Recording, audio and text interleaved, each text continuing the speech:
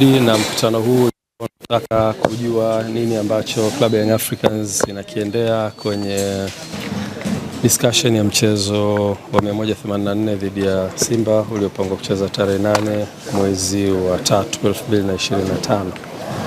Uongozi wa Club Young Africans pamoja na ukiwa umeambatana na excom wake wote pamoja na mtendaji mkuu uliweza kukutana na Mheshimiwa Waziri na Mheshimiwa Naibu Waziri, Mheshimiwa Katibu Mkuu, Mheshimiwa Naibu Katibu Mkuu na mwenyekiti wa Baraza la Michezo la Taifa kwa ajili ya kujadili kitu ambacho kilitokea.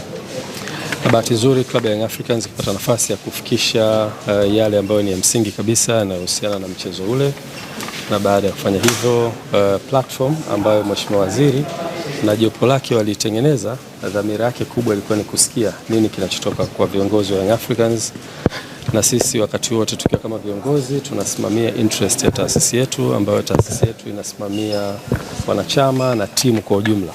Kwa hiyo tulikwenda kufikisha ujumbe wetu unaohusiana na position yetu kama taasisi, lakini pia Mheshimiwa Waziri na timu yake wakatusikiliza kwa kirefu, wakapata nafasi ya kuuliza maswali, kutaka kujua, na tuliweza kufikisha ujumbe wetu vizuri.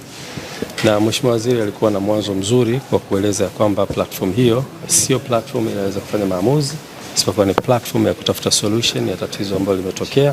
Kwa hiyo alikuwa anataka kujifunza kutoka kwa Young Africans nini hasa kinachowasibu na nini position yao.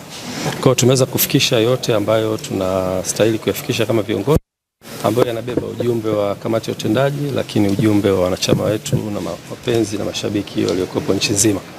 Ujumbe huo umefika, Mheshimiwa Waziri na timu yake wamepokea, tumewaachia wafanye kazi na tumekubaliana tutakuwa na vikao vingine endelevu kwa ajili ya kutafuta solution ya jambo hili. Kwa nichukue fursa hii kuifikisha message hii kwenu kwa wanahabari ili muweze kujulisha umma wa Tanzania, lakini pia nichukue fursa hii kuambia wanachama na mashabiki wa Club Young Africans sisi tuko hapa kwa ajili ya kusimamia interest za taasisi yetu, na ni watoe hofu ya namna yoyote, wasiingiwe na hofu ya namna yoyote.